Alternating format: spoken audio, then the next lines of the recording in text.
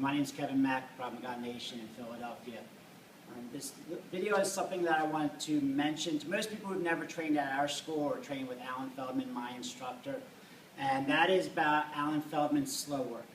Now, it's just a name I put into play to kind of give a structure to things Alan would have us do or how we would train. Other Krav Maga instructors do it as well.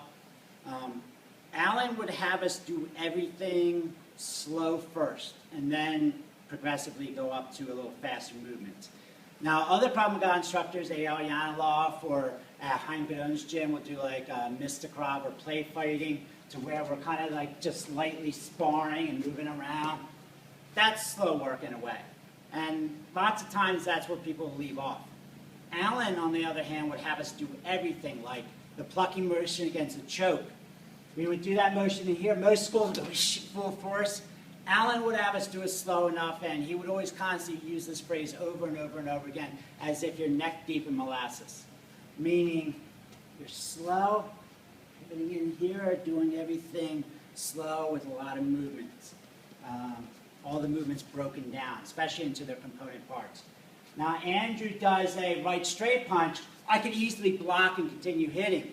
Alan would have us do the block so we know which part of our body's making contact.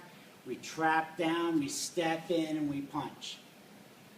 He would have us do that for almost every single technique we did, along with the light sparring, because his theory was if you can do it perfect slow, you can do it fast. But if you always just do something fast, it doesn't mean you can do it slow or perfect.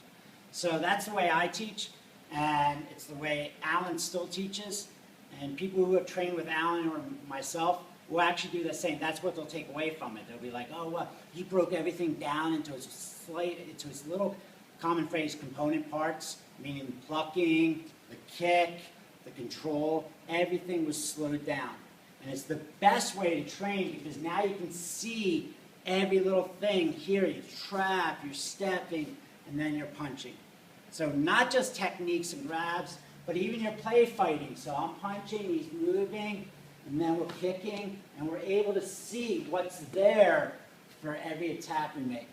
Now, it should never remain there. It's a great learning tool, but it should always work with a progression. You start going a little faster, and then you go up, and then you make a lot more contact. But that slow work is the key to understanding the minutia, the little tiny details in between other details. All right? It's just something I wanted to mention, and I'm going to write a little something about it. Maybe with some of our other videos we'll get into the detail. But as teachers or instructors, you should always be doing that slow work with your students. Just don't get hung up there. Don't stop. Otherwise, your students will never progress. Thanks.